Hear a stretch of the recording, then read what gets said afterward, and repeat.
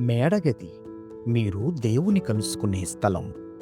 1953 సంవత్సరం నుండి నేటి వరకు అనగా గత 72 సంవత్సరాలుగా నిరాటంకంగా ప్రచురితమవుతూ 3 తరాల ప్రజలను విశ్వాసంలో అనుదినము బలపరుస్తున్న ధ్యానాలు ఇప్పుడు యూట్యూబ్లో మీకోసం.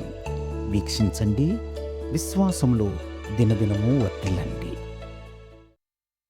ఈనాటి మేడగది ధ్యానాన్ని చదువుకుందాం. సోమవారం జూన్ 23, 2025.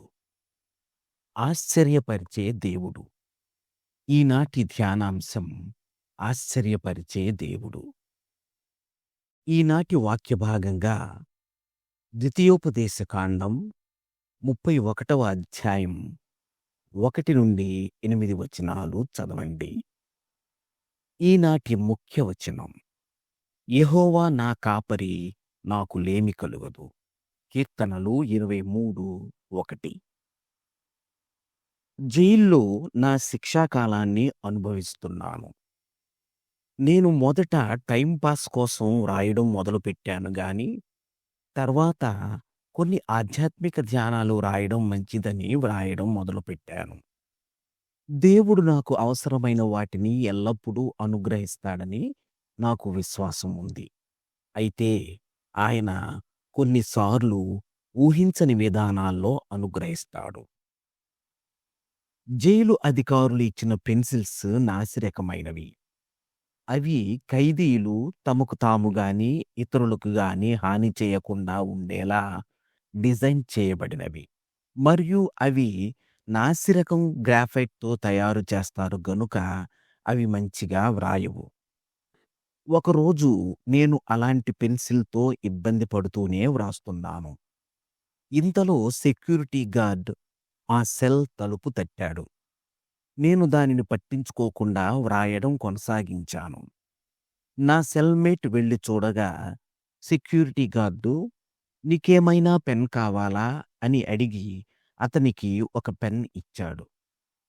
నా సెల్‌మేట్ ఆ పెన్ను తీసుకొని సెక్యూరిటీ గార్డ్‌కి థాంక్స్ చెప్పాడు.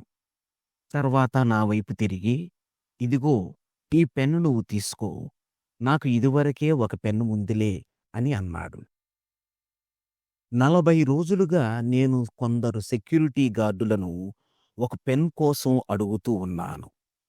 దేవుడు నా అవసరాల పట్ల శ్రద్ధ కలిగి ఉన్నాడని, ఎల్లవేళలా నా ప్రక్కనే ఉన్నాడని తెలుపుతూ దేవుడు జవాబిచ్చే విధానం ఇదని నేను అర్థం చేసుకున్నాను. దేవుడు నా ప్రక్కన ఉండగా నాకంతా సవ్యంగా సాగుతుంది. నాకు కొదువ ఏమీ ఉండదు.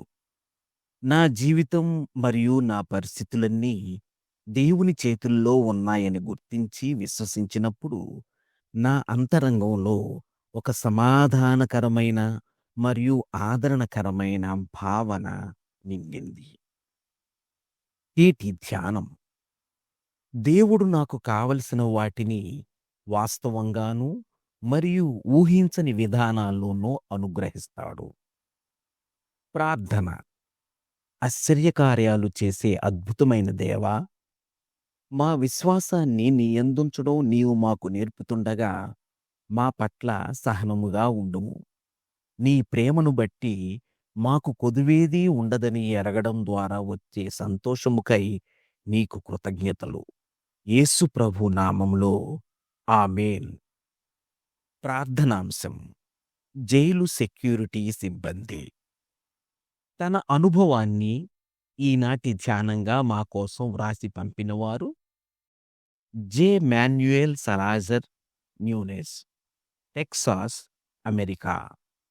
మేడగది అనుదిన ధ్యానాలు మీకు ఆశీర్వాదకరంగా ఉన్నట్లయితే వెంటనే మన ఛానల్ని సబ్స్క్రైబ్ చేయండి. లైక్ చేయడం, షేర్ చేయడం మర్చిపోకండి. దేవుడు మిమ్మును దీవించునుగాక. ఆమేన్.